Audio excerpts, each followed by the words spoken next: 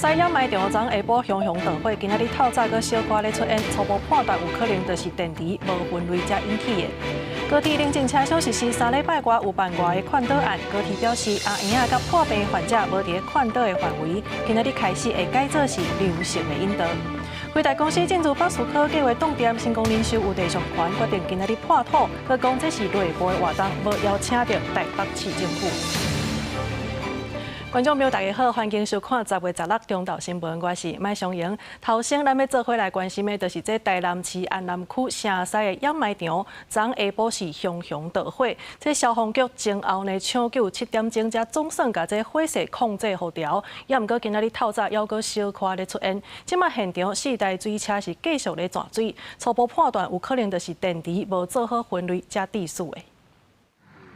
对无人机镜头看落去，红色的火有够严，兼有几片的白烟，有够惊人。消防队接到通报，随赶到现场，赶紧拍火。这场火灾是15下晡发生伫咧台南安南区城西掩埋场，喷射队内底熊熊出白烟，后来着火。消防局指出，出动27车，对下晡拍火到暗时10点有拍火器。不过16透早记者实际到场，喷射内底也佫有寡翕烧出烟，一点点的味道而已。哦，所以没有影响到太大。是没，因为离我们还远了一点。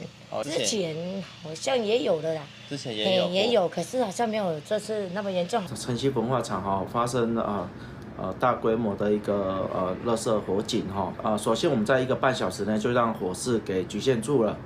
那我们有出动27车以及有77人的警役消。那我们也有出动无人机。那也有搭配环保局，也有出动6部的一个水车，那以及有4辆的一个怪手。经过了解，导火所在是二期掩埋场，火烧的面积大概1000平方公尺。环保局讲，昨昏透暝拢有随时咧监控，惊到发生火灾，透早嘛派4台水车继续喷水，调度几台怪手来消土，以防个火灾。加在这回无造成任何伤亡甲财损。大概是因为民众把这个锂电池没有进行分类导致在垃圾里面闷烧起火，在晚间11点就顺利灭火完成。那晚上我们也持续派员监控，那还有水车搭配做这个预防措施。掩埋场内一地一地粪扫，看起来真济拢无分类好势。这回因推测火烧的原因，可能有电池无分类。环保局指出，但若是防灾过后，粪扫量平永年共时间增加4成，提醒民众源头分类真重要。尤其电池较高导火物品，一定要分开，才通避免这款状况搁发生。记者出台南采访报道。来看这金门的海口，即马又搁传出有偷渡的事件。这是一个中国的查甫人，伊是要收来到咱的金门，去互海巡署透过科技监控甲掌着，嘛甲人抓起来。也那海巡署是指出讲，这个案件无排除甲中国的认知作战有关系。上来。海巡署的人员相信，这个摸普球的查甫人，传救生裤要等互伊给救起来。手持救生圈，准备抛掷于水面上的偷渡客。这个穿破色衫、乌长裤的查甫人，敢若是偷渡客，伫海边顶步步沉沉，要甲8点前久，互人发现时阵正虚，让他远离水面危险水域，有没有办法拉上岸？因为偷渡客无力啦，海巡是无规保才来救起来。海巡署金马片分署讲，14早起10点外，对科技监控系统发现一个可疑的波动目标。对天魔山北边0.8海里慢慢挖过来金门禁止水域，于金门潮屿0.1海里持续往内漂流，立即通报巡防艇赶往现场海域查处，当场击获1名疑似偷渡之中国籍人士，并将该男带往廖楼港进行调查。孙同存随来到现场，伫楚楚华海找到这个差不多50岁中国籍查甫人，伊讲是要来台湾省，身有定这个人赚几百个人民币。海巡署讲，会当随个人抓来，拢是靠科技侦查设备的高效运作，对花机雷达、后华线监视到无人机巡逻，结合环海查缉量能，建立多线防线，发挥高强度侦查甲昆布统合效能。金门周边海域纵深不足，勤务防疫时间极短。运用科技设备于第一时间锁定掌控，并立即整合岸海查缉能量应处，发挥高强度征收及勤务统合效能，及时将中国籍不法求渡人士成功拦截于海上。海巡署强调，无排除是中国国在型偷渡事件，想要进行认知作战，用正价成本干扰台湾社会稳定。为了要防止这种情形，金马地区正在进行花海防卫强化措施，扩编科技感情装备，也有人力的配置，保护台湾西南海防的安全。记者综合报道。海巡署男队分署有一个姓林的队员，伊是前后申请3届带薪水的病假，拢总是10个月遐尼长的时间。也毋过即摆呢，所有人去甲检举，讲伊伫咧请假期间呢，走去开这烘肉店。落尾的考级会议是决定甲记2大个，而且佮甲免职去。检方也来分案调查。来到新店东区公河路一间主行海鲜的餐厅，24时还未营业。看板写讲海鲜拢是真材实料，是以地区工程师甲大学生为主要客群。不过，这确实互人检举，讲这间餐厅是海巡署男队分署一姓林的队员甲人斗阵开的。因来开餐厅期间，向海巡署申请有薪水的病假10个月，互怀疑请假期间无去好好来休养，反倒当地人出现伫餐厅做生意。那个有你们认识吗？他算是老板的友人，偶尔会来店里这样而已。店员讲，这个海巡人员是头家朋友，不过因为伊3摆申请有薪水的病假，每个月会使领5万外块的薪水，也有2种奖金会使领，引发议论。海巡署经过考级会议的讨论，认为严重影响机关的名声，决议处以2大个免职。检方即阵也伫咧分案调查。找一个同仁，我们工作就是要体谅同仁分担嘛。他这种行为，因为造成我们机关的名誉、机关的形象受损嘛。他的身份是警务人，我们依相关规定，影响警誉重大2大过免职。依据公务人员请假规则，若是因为重大伤病，毋是短时间会使治好，会使互伊病假事假。因若是这假拢经请完，经过机关核准，会使请延长病假。专家讲，虽然规则明确，却是可能互吹空吹捧乱利用。公务机关给予病假，这个很难讲说是公务机关对或不对。问题在于说，你是请病假期间，你又在外面从事另外一个专职，那这个就彻底违反了公务人员法了。依法处理嘛，这个让工人很没有面子了嘛。公务体系的一些规定，等于说被严重冒犯了嘛。记者打电话给市林的队员，不过手机无人接，无对这个代志回应。因了专案引发社会真大重视，关批评也伫下晡发文，认为海巡人员辛苦保护国土，因为一个危害群体人，就当上海巡人员形象，真对不起大家，要求进一步检视。若牵涉骗取薪水，依法究办。因来未来延长病假，无论时间长短，拢要签互署长来核定。记者综合报道。来关心天气的消息，这10月中旬咧要过啊，也毋过天气还是真烧热。气象署是指出讲，刷落来呢，还阁有热带性的这个系统正在发展，有可能真做是今年第24号风台风神。即马阁加上这东北季风，礼拜开始会反冷，嘛开始落大雨。一头经验，最近的天气也是真烧热。也毋过气象署指出，目前伫咧台湾附近有一个热带系统，拍算上紧伫咧17度可能会变作风台风神，连过19个透东北季风，所以食风的东北部和东部较会上大水雨。像是北部宜兰跟花莲，可能除了大雨之外，也有可能出现局部的豪雨的一个现象。然后在东南部地区以及在中南部山区，也可能会有局部的大雨情形哦。其他地方也会有些短暂的阵雨。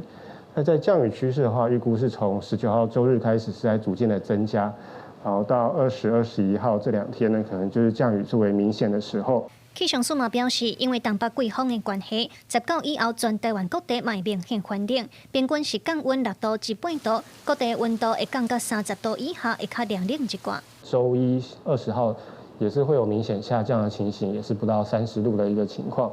然后在北部可能到了周一一整天的一个高温的话，大概落在24、25度，可能在整天气温就会比较偏凉的情形。然后预估要到下周3可能气温才会有稍微再回升一些的一个趋势。气象署提醒民众要要注意温度的变化，天气要到后礼拜3过才会转好。有要去海边的民众嘛要注意安全，若阵风台晚近沿海会有较大的海涌。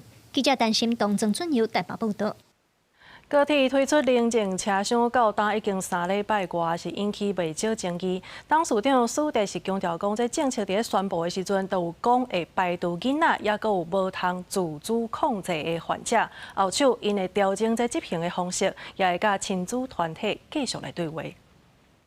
相关网站反映高铁冷静车厢对囡仔环境无友善，铁路局伫9月中发函台湾高铁，要求检讨相关规范。真济上路特别1个月，高铁董事长苏天去立欢喜报告性效甲宣传影响措施个澄清，这制度毋捌针对有囡仔族群。育儿族认为说被针对，尤其这个政策推出来的时候，就不是要针对育儿族嘛。他从头到尾就没有针对育儿族。好，高铁啊，我认为还是有失职之处，没有明确的来跟亲子团体来对话。我们会更加的宣导有关于这个宁静车厢跟友善亲子共存呐。好，也就是说，亲子友善除了是高铁的执行方式之外，也是整体我们国人旅客大家也要包容。伊指出已经取消网台冷静车厢小卡改用，堪负州成宣导也加强服务人员沟通技巧，以开发更较多亲子所在来合作家长安搭囡仔。针对当年空服员破病得勤了后不幸过身，引起请假制度无友善等记录，这些平台要求运安会应该协助优化航空业排班。如果是一直连续有这个班表造成疲劳风险的话，这个确实是要做风险分析。那我们会跟民航局来协调，看我们怎么样协助他。运安会回应民航局对航空业出勤有综合机制，运安会有疲劳分析软体研究化参考，会联络民航局提供必要协助。记者综合报道。再来关心这宜兰的三星呢，有一间民宿是半暝放电子音乐，吵到人袂困觉，只好赶紧来报警察处理。因为其实这款情形其实是定定听到，甚至有旅客呢是半暝半搁咧放炮啊。县政府表示讲，暗时10点一直到过顿工的早起8点，这当中民宿若准吵到害人袂困着，安尼会罚1万至5万块，上严重会来撤销牌照。已经过暗时10点啊，宜兰三星一间高档的民宿，大气还阁大声播电子音乐，互附近的民众无大困，去甲影片翕落来，打上网报警处理。伊大声嘛，所以他弄起来就变成，这个别墅规个拢会准起来呢。我以为是庙里那边在做法事。哦，对啊，好像开那种电音趴。开那种电音趴。对啊，很吵，然后不能睡觉。民众嘛指控附近的部分民宿有反正2、3点啊，还搁咧放烟火这行为，声音大甲有当时啊伫困连眠床都会醒。是一个轰炸去互人投诉的民宿，现场还阁有留未少放煞的炮啊。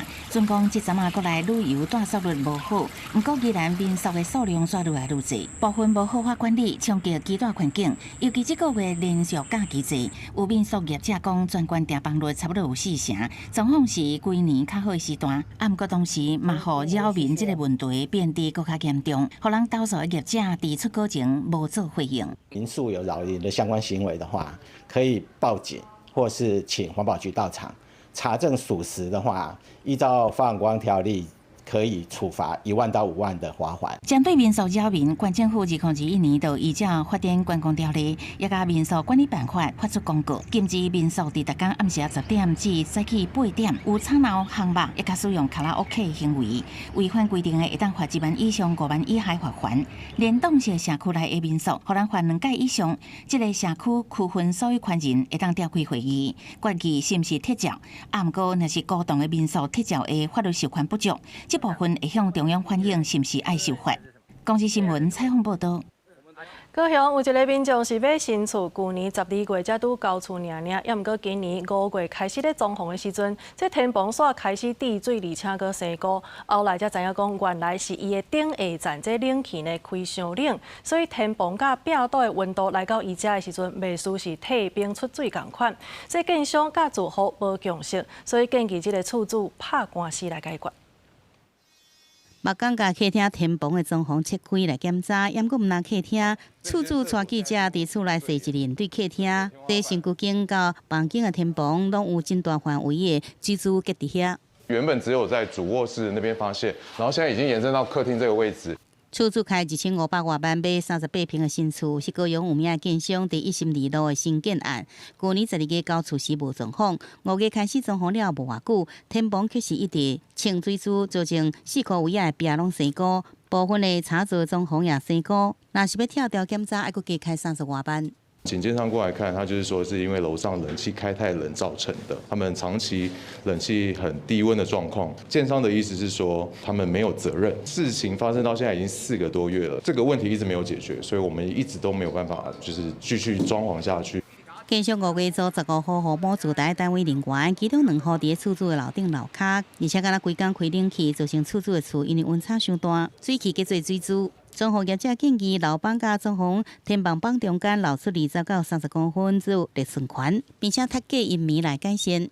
楼上的地板也可以铺设地毯，它能降低那个地板直接受冷的温度。强制把它升上去了啦，还是产生这样的冷凝，然后他一直在要求跟人家铺什么地板之类的，他这个就听不下去了啦。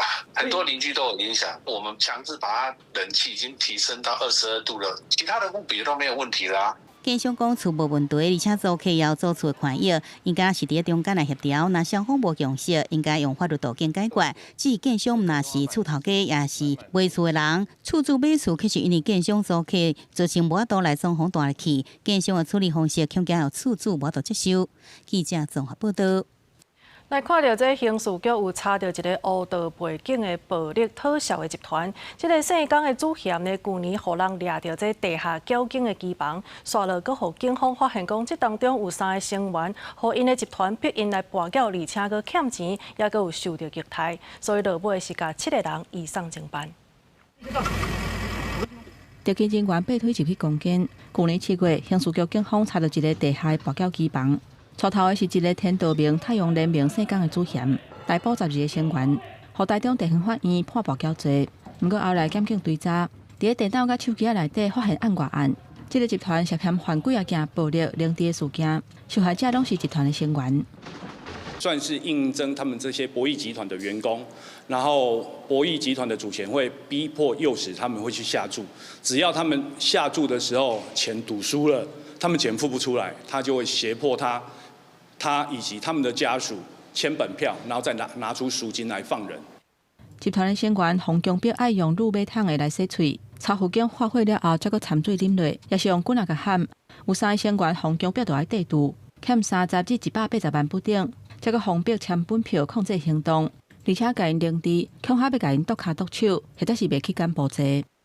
拿棍棒，然后塑胶条来殴打他，叫他拿刷马桶的马桶刷，叫这些被害人直接刷牙，抄写心经以后，再用火烧成灰烬，然后掺入水里面，然后逼迫被害人喝下去。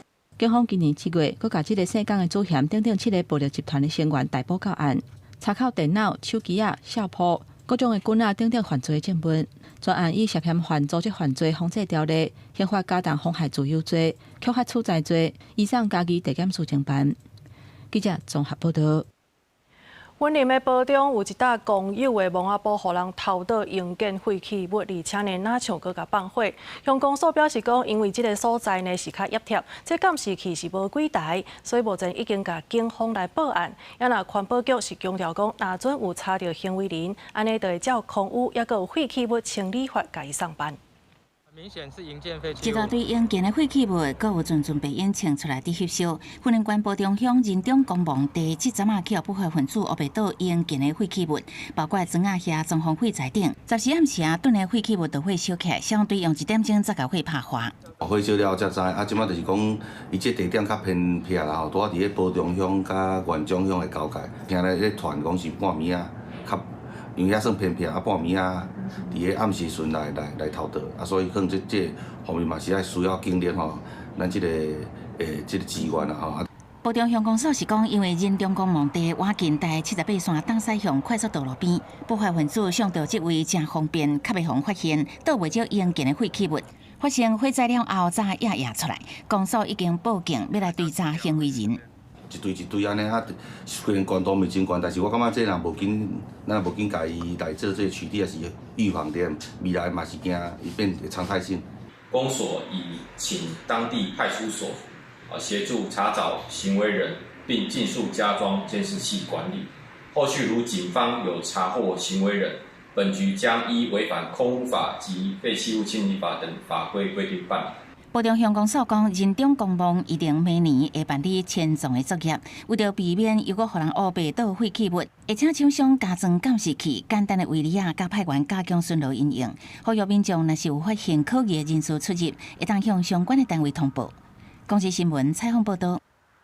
嘉义县的财税局有甲国内无人机的业者合作来开发全台湾第一套无人机的税籍查核系统。若是克服这地形的限制，而且呢，佮开发这个设备甲软体，拢有通过这资安的检测。伫咧空翕的这个产业当中，是来启动红色的供应链。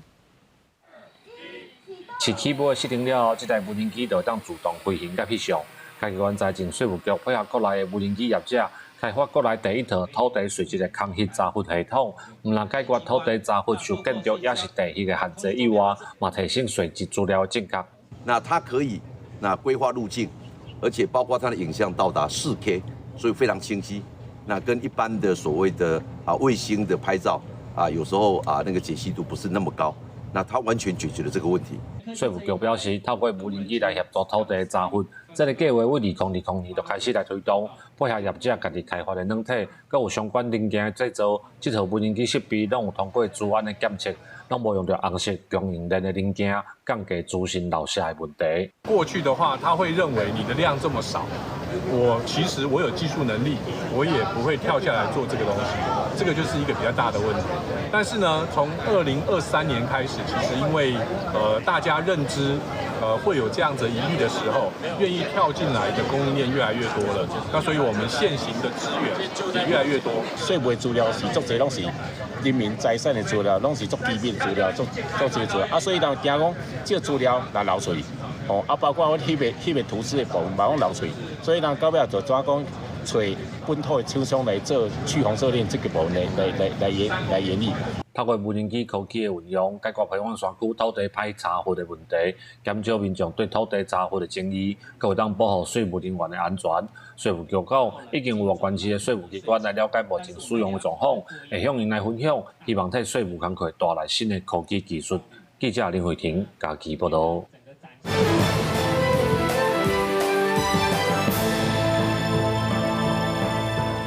这消息，咱要先来关心的是，这东南亚诈骗问题是无通解决，甚至呢有韩国人是死伫遐。即马南韩政府呢，针对柬埔寨3个所在发布旅游禁令，也来启动应变。头一步是要先救80个韩国人回来。另外一边，伫咧缅甸的诈骗园区，即马阁有变新部啊，因是靠这卫星的网络，也阁有家己传发电机继续来运作。南韩伫这个则传讲，有一个22岁查甫大学生去柬埔寨，做个人就接到勒索的电话，讲伊人伫咧柬埔寨出代志，结果8月初8，互人发现这个查甫学生已经死亡。官方讲死亡原因是遭到酷刑引起心脏麻痹。这个月15，又有一个南韩女子伫咧越南甲柬埔寨边境附近死亡，法医验尸并无发现任何他杀的嫌疑，不过死亡原因不明。南韩外交部15对柬埔寨포가산 바위 바비산地区发4级的旅游禁令。 정부의 합동 대응팀을 급파하기로 했습니다. 오늘 저녁에 외교부의 이창환과 경찰청의 국수본부장 그리고 법무부 인사 등으로 구성된 정부 합동팀이 출국할 예정입니다.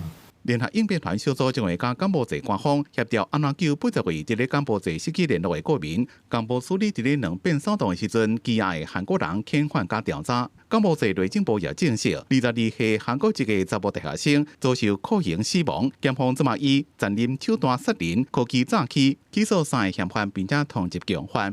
នៅពន្ធនាគារខេត្តកំពតមកដល់ពេលនេះនគរបាលក្រសួងមហាផ្ទៃកំពុងសរស័កសរស្រាំធ្វើប្រតិបត្តិការស្វែងរកចាប់ខ្លួនបកពួកជនល្មើស2នាក់ទៀតតាមការសម្របសម្រួលនីតិវិធីពីសំណាក់អាជ្ញាធរតុលាការ南韩讲柬埔寨诈骗活动至少20万的世界各国的人数参加，包括1000多位南韩的公民。另外，发生社比对卫星影像，太平边境科技园区最近半年新起加改建的60栋现代化建筑物，人口管制加道路公布扩张，而且注定拢是千年的天线，表示自从泰国切断电力加有线网络了，园区是改用自闭发电机，国家马斯克旗下的千年卫星网络维持诈骗的产能加业务扩张。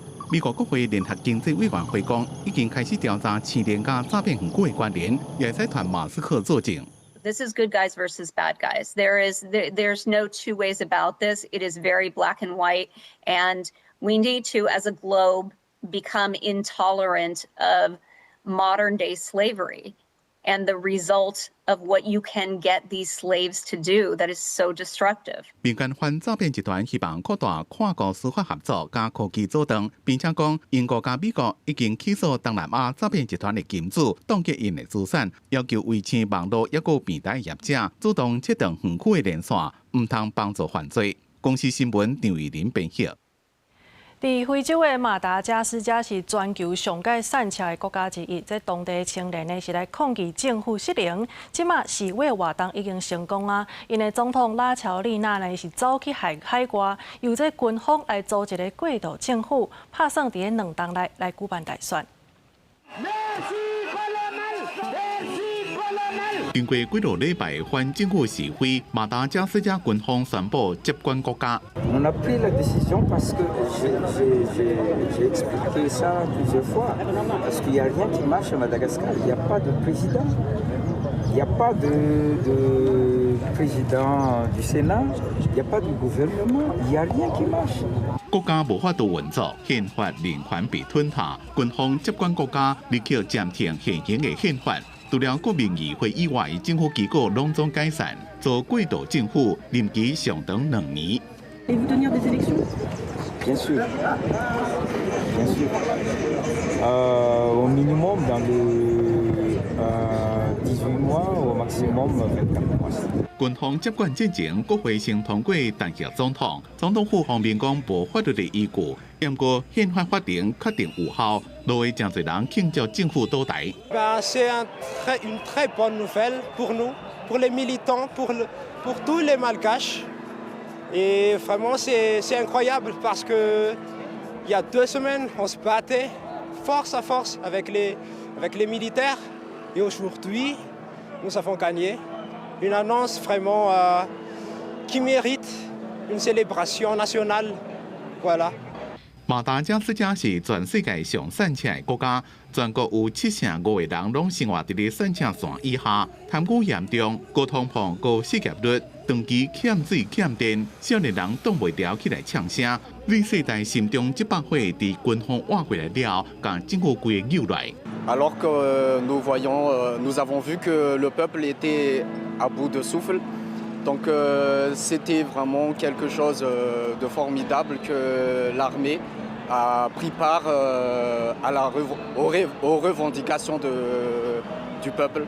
军民合作改变国家，总统府发声明谴责是政变，强调因为人身安全，先比较其他所在拉乔丽娜犹原是总统，政府无失灵。非洲联盟也批评马国的军方干政。美国国务院是希望马国国方遵守宪政体制，和平稳定政局。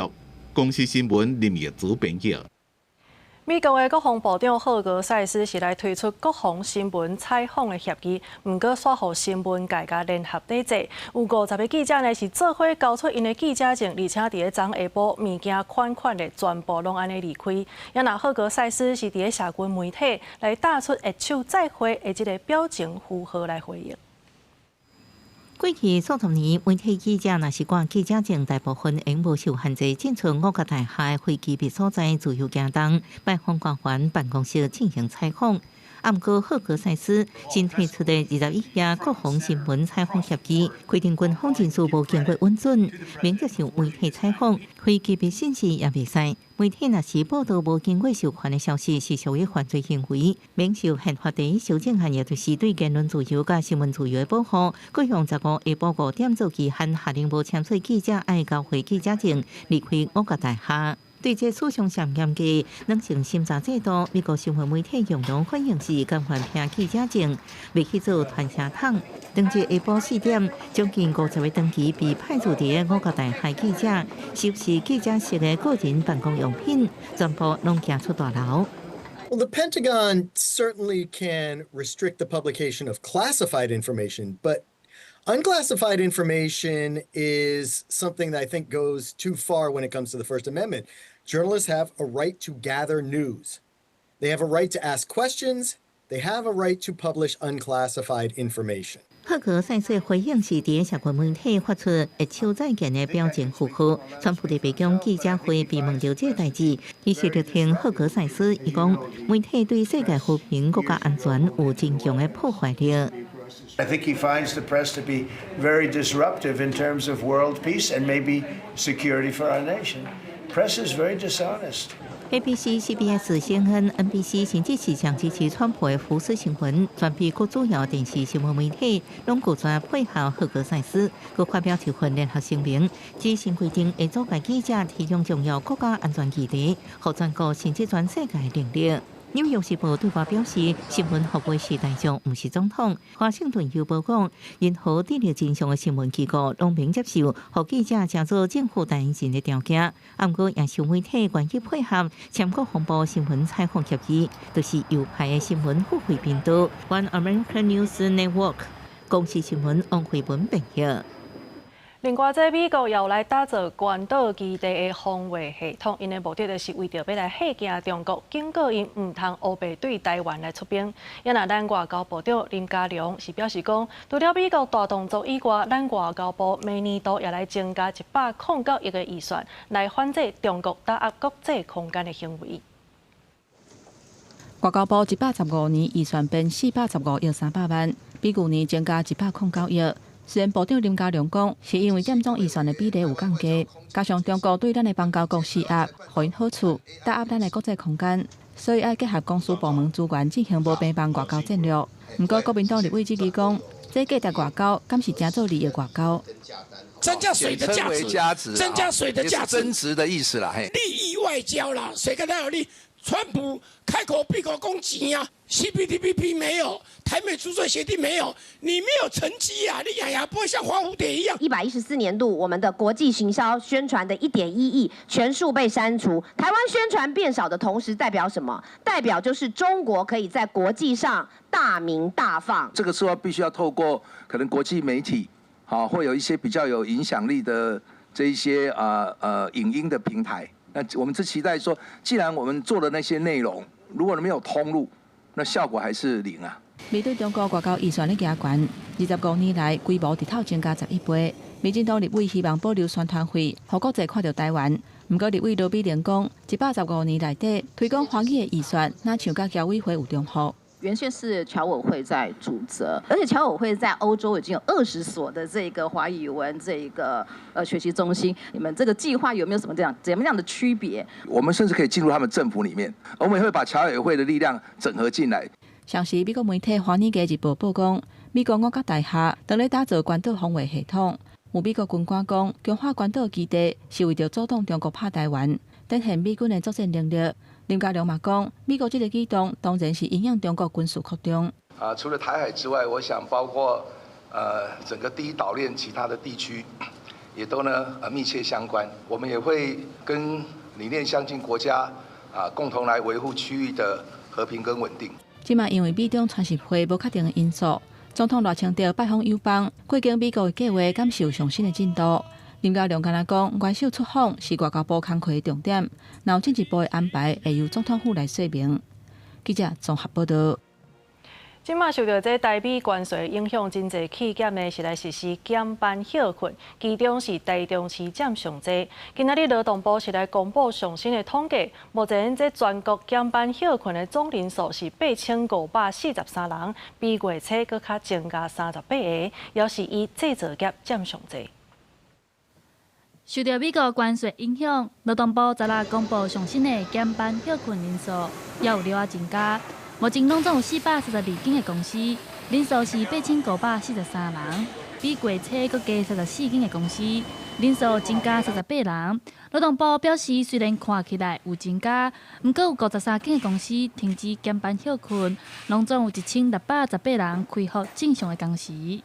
虽然这一次减班休息的人数是缓增，但是呢，我们其实乐观的态度看待，但是呢，我们也知道企业基本上还是会处于一个比较不确定的状况，所以我们其实还是会积极的监测劳动部指出，目前受到关税影响上大的就是制造业，减班休困的员工有8130个，其中上严重的是金属机电业，有6920人，化学工业559人，资讯电子业500人。另外，台中市减班休困全国占上济，有金属机电业的公司讲，强要挡袂落去，10月底就要开始实施减班休困。我们前一阵子才统计出来啊，它大概少60%哦，从10月底会开始做减班，人数的来讲应该是占70%吧。劳动部指出，目前减班休困的企业和劳工有7社挂适用各种安定措施。有8成以上的劳工会当申请薪资差额补贴。若准有劳工有减班休困，宣布伫咧劳动部公布适用的各种安定措施的产业类别，通参加劳动部的训练，领津贴，薪资差额内上侪1个月会当领17000块。劳动部希望透过补助来支持劳工的经济和生活。记者陈选林秀凯台北报道。立法院三读通过，甲这退休警消人员的所得替代率是调悬到80%。行政院是来申请实现，也无列入去明年度的总预算。另外，针对着这半暝的慰劳津贴，中央甲地方是来讨论要扩大适用的范围，值班甲备勤拢算在内。因若警政署是希望讲，这中央会当来支应预算。立法院顶一个会期修法三读通过警察人员人数条例，甲退休警消所得替代率调悬到80%。按过行政院申请实现，也无列入明年度的总预算。这个案煞超袂平。在野批评行政院无伫顾司法，内政部长刘世峰声明讲，预算偏劣，爱等实现的结果。专属保持回应，一定12月底前完成退休所得替代率的计算，也甲相关资讯系统的建立。还在测试中，甚至跟成熟的是它需要的经过在所有的紧张主管机关在开始。若是行政院去年核定半暝慰劳津贴，针对警察、消防、移民抗勤半暝出外勤会当领津贴。不过，基层保安讲，敢若顺路才领会到拜读内勤人员。对这代志，中央地方长期讨论要扩大适用范围，纳入值班甲备勤。这一些的值班跟备勤仍然也有遭受到这个供给的这种状况哈，没有不同意说不支持，但是他们说他们的要由中央来负担。是不是等会号啊？因为时间的关系，是不是等会号？目前没有一个县市政府编列进去。会号请。不过要后来外勤人员拢会当领到半暝慰劳津贴，相关预算由省付钱，以6到所里差不多拢支持提升警消待遇，希望中央协助支援。它是延长的工时，那它就应该要有加成或者是其他的补贴。深夜勤很花钱，那你自己就要想办法去调节你的人力数。那你真的没有钱，那就大家就尽量减少深夜勤的密度。警权会讲应该比照劳基法加班，那半暝值勤都要发放津贴，那地方政府预算不够，都要调整人力，也是减少勤务。公司新闻采访报道。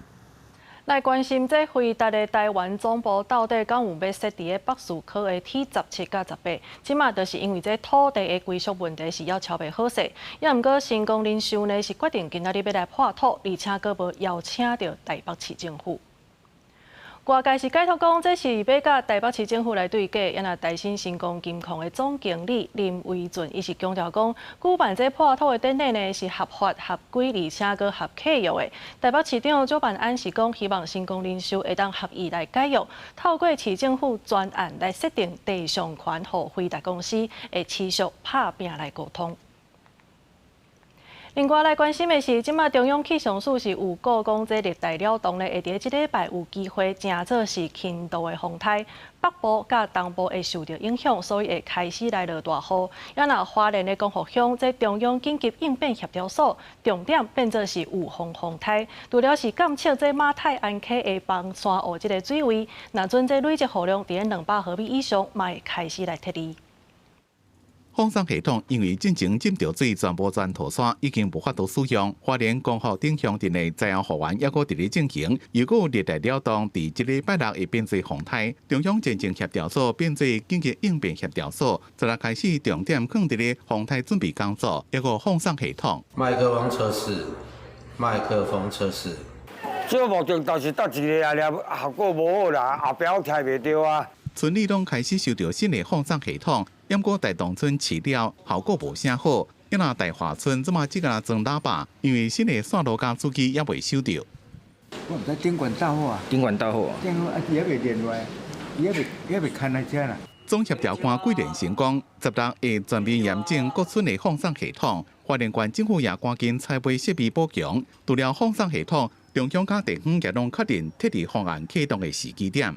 民众都可以收到啊，都可以收到。另外，我们的村里的广播系统也会广播啊，我们就开始要采取这个第一阶段跟第二阶段的撤离啊，所谓到达1公尺，也就是离河堤我们的堤防1公尺的位置，我们就会启动淹涉湖的警报系统。桂连城估计特地疏散人数是1308人，对随着特地执行，将会由观察官一个警消等单位协助村长，确定村民有确实做好防范。另外，中央已经传好9万包的沙包，即马伫灾区的职工无够1000人，16个重点是分沙包，协助民众做防台准备工作。记者综合报道。在台南一个棒球场呢，自7月份风灾过了到今呢，已经超过3个月的时间拢无震动啊。统一赛队下半季的这个比赛全部拢刷去别位，这是引起球迷甲在地民代的质疑。而且台南亚太棒球场也未改善完成，即马台南市的这个体育局是稳准会全力来协助。台南7日棒球场内面，统一赛球员正伫咧热身训练，不过上细看观众席顶头。掠日头的棚拢空，主要就是今年这个水风灾所造成。不过到这嘛已经超过3个月啊，也未好。对啊，是拖太久了，对。看他们怎么调啊，因为想说看要搬去新场馆还是这边，因为这边我记得也好久了。在地民代讲，受理进度这么慢，球队被迫4月去比赛，无法度回来台南的主场比赛。体育局有没有帮忙协助什么？没错吧？我们其实第一时间那个统一还没有请人去看的时候，我们自己先找了结构技师去看能不能最快的时间去做处理。对看了之后呢？那当时结构技师有提一些，我们要的是进度啦。是。台南市棒球场移交合约是由球团负责管理加修理，统一公司是希望就这边进行全面性结果检查。如果要完成修缮，时间会拉得非常的长，那至少可以确定在明年开幕战是没有办法回到台南球场来进行。所以我们是希望市政府这边跟体育局这边的长官可以协助我们，安排我们统一师可以在台南的主场赛事来进行。那我们当然最希望是在亚太主球场这边。不过台南的亚太棒球场承办主球场完工了，到即马场地也搁伫咧改善，中华职棒的认证作业也未好。台南市体育局答应讲，伫年底进前会完成。明年中职二军先试拍，若是测试结果符合标准，中华职棒正式的比赛就无问题。记者综合报道。屏东的万丹主要是生产红豆，也毋过即几冬来呢，煞有大量的青皮豆丁走去园林来偷食这红豆的蛹。屏东县政府即马是要帮助农民来设围网啊，盗掠青豆丁。早上捉到了，一只青豆丁卡伫网啊，看起来已经死去啊。边仔阁有骨仔只放伫涂骹。最近是屏东红豆的种植时节，但是这几年青豆丁的数量增加，因特别爱食红豆的蛹。致使红豆发袂水，收成阁减足济。为着协助农民，县府农业处推出围网的补助，唔但会当甲青豆丁冻落来，嘛会使盗掠青豆丁。没有叶面，没有嫩芽，没有办法做行光合作用嘛，到时候这边就会枯死掉了。看网啊是有效，但是这网啊爱牵较悬的。哦，爱搁牵较悬。跳，伊会跳啦。会跳，会安尼爬起，也个伊就较土淡薄啊，呀，啊目莫伤宽。即摆网仔补助范围包含1000公顷农地，每一件补助上悬是250块，每公顷上济会使申请8件。假使种植无到1公顷，就照比例来算。补助以实际红豆园的大小为准。县府希望透过围网的方式，让农民减少红豆的损失。高度是80公分哈，然后长度是120公尺的部分哈，但就我们整个1公顷最多就是这边补助2000块，那我们预计大概初步估计大概可以就补助到大概1000公顷左右。它基本上爬不过去，它就会卡在网子上，卡在网子上，我们就是可以把它抓下来。目前屏东县红豆种植大约有3900多公顷，主要集中伫万丹、坎顶、新园。县府提醒，只要是提有合法土地证明的红豆农民，拢会使向在地农会提出申请。申请的时间对公告日开始，到明年12月31日。记者柯永哲，屏东报道。来看这新竹内湾的合兴车头呢，用过是用来载红毛头的原料。伫6当前，这新竹县府呢，甲租来整修了后，正做是观光的地点。也毋过最近煞互检察院甲纠正，讲这建筑物无使用执照。原底应该是游客来佚佗的所在，即马煞拢空空无人。代替新竹县内湾线合兴车头，过去主要是用来载红毛头原料的车站。尾仔经过整理，变做当地观光景点。最近煞互检察院纠正，区域内底有4间建物无使用执照，袂当继续开放游客参观。其实是这个执照的问题，其实应该要归咎于铁路局问题啊，因为这个土地是铁路局的土地，对，所以你要使用执照，并不是我们文化工作者或是社会人士就可以申请，而你要铁路局申请给我，我跟你承租才是正当的嘛。觉得有点可惜。怎么说？就是希望这边应该还是会有游客喜欢来这样子，不要说就是荒废掉这样。新竹县政府表示，县府6当前向代替做合并车站了后，交予当地文化团体经营管理。原底去年底准备继续甲代替签5年的合约，却因为无使用执照，才临时打动，所以来车站范围会向予代替管理。因为台铁公司受监察院的一个纠正那不是只有针对新竹县的核心车站，是针对全国有关于这些建物未合法之前是不得再出租使用所以本府接获台铁公司的通知之后，我们也跟台铁公司协商，针对这个建物的部分要尽速去合法那如果未来能够取得合法的部分，本府会再继续跟台铁一起来合作，努力来活化这一个场域嘉义近真侪游客来佚佗的合并车站，经代替了后，经营方向嘛受到大家关心。未少游客拢希望未来有好的规划，莫互这个充满历史甲情感记忆的车头消失去。记者刘君豪，新竹报道。南投民间有一间以茶做主题的游客中心，即马阁增加一个茶厝，让游客会当亲身来体验。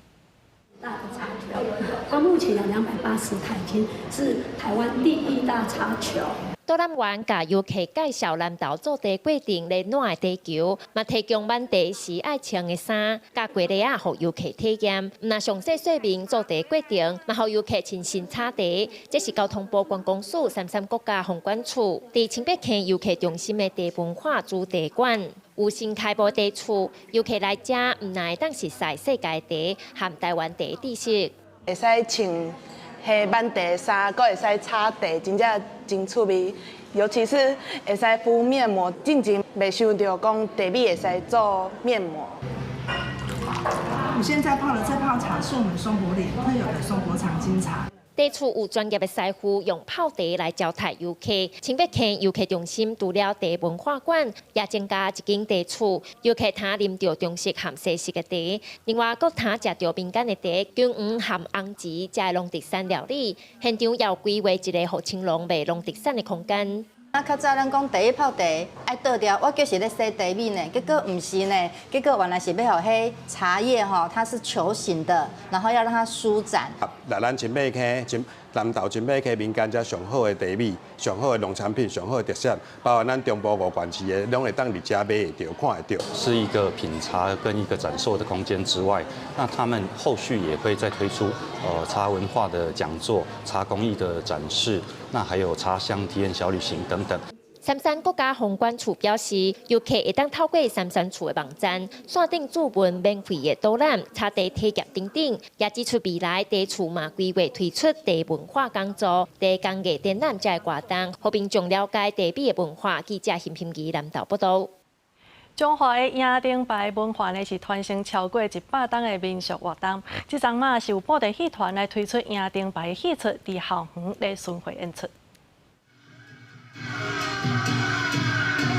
老热练亚丁牌布袋戏，互大家学生囡仔看甲目睭无转轮。去年中华县文化局甲作家康源合作出一本台语的白山坑亚丁牌绘本，了解在地文化由来。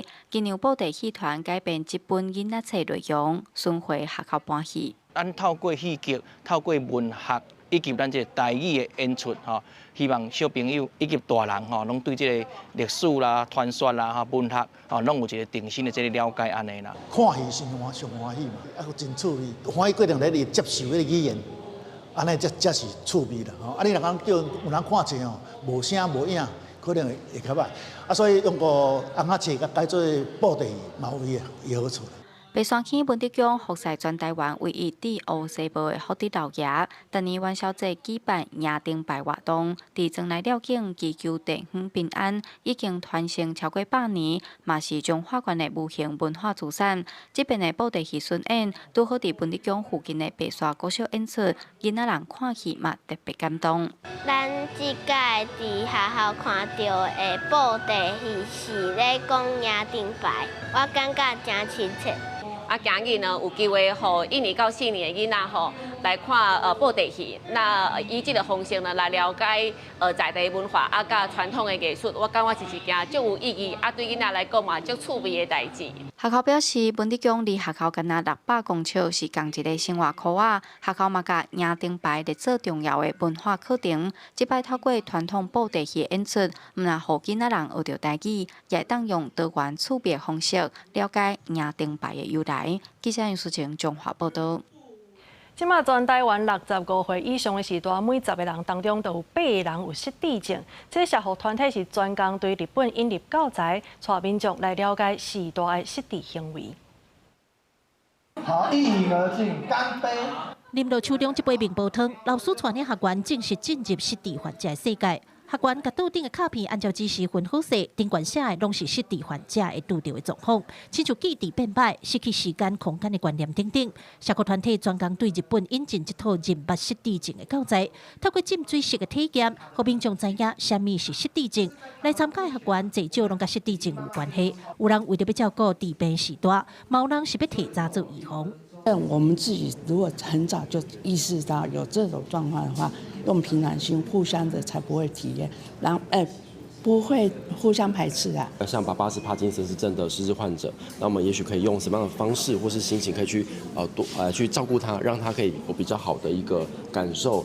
根据卫福部的统计，台湾这阵65岁以上的时代，每100人都有8个人得到失智症，而且年岁若增加，致病风险也对咧提升。社区团体表示，失去记忆、认知功能失常、时间错乱等等，拢是失智患者会发生的状况。但是这状况代表的意义是啥物？家属要如何去应对理解？这套教材用旅行做主题，把患者的镜头融入伫行程内底，一站一站带学员去感受。透过这样子的影片情境模拟的方式，让大家实际的走到失智症的第一视角，了解到说在他们世界里旅游会是什么样子的一个状态。失智症是无法度治好的病，不过咱会当提早去做预防。社区团体望就着课程的推扫，若个社会认捌这款病，嘛会晓去面对伊、接受其、适应其，进一步减少社会成本的付出。记者柯家族、张高雄场报道。有学者讲，互囡仔专心学习控制情绪，才通培养因解决问题的能力。亲像是亲子共读、减少影音的刺激，拢是有帮助的。面对变动真紧的时代，安怎帮助囡仔适应未来挑战的能力，请做重要课题。一场讨论囡仔专人发展的研讨会，参加学者分享包含跨文化、跨领域的研究成果，强调培养囡仔专注、学控制情绪、进一步解决问题、执行功能是正重要的关键。跨国的研究，那了解说在不同的环境跟文化里面，执行功能的发展、心智的发展跟执行功能的状态。就算是影片好了，那如果是家长能够有一些引导，那他去引导小孩去做一些思考，或是做一些反思嘛，那这样子也才能够促进他大脑就是动脑，然后想想看，那这些才能够帮助他的那个执行功能的发展。学者认为，过去的传统是重视智商，父母即马应该更较专注囡仔的情绪控制，佮透过记忆训练，慢慢增强囡仔能力。尤其即卖的铁头电影音，抑个电视影上流行，减少影音成功刺激，甲囡仔斗阵读册，透过亲子互动，拢对囡仔的能力的建立真有帮助。阅读共读，父母亲有策略的，如果去好好的跟他们有策略的阅读的话，他的脑神经也跟着会进步。我们想一直在推动，希望有一个所谓的国家级的儿童健康研究中心，希望再创造更好的先进的医疗。医界真促进会除了在教育文化等方面形塑囡仔成长以外，也呼吁政府成立国家级的儿童健康中心，透过医学创造好的医疗照顾，也佫开用照顾到急重症罕病的囡仔。记者综合报道。下晡晡的天气来关心各地头的温度。北部地区是29度到35度，中部地区29度到33度，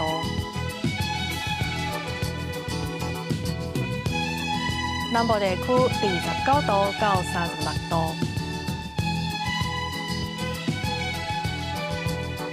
东部地区是28度到32度。那外岛地区28度到32度。以上就是这则中岛新闻，感谢你的收看，明仔载同一时间咱再相会。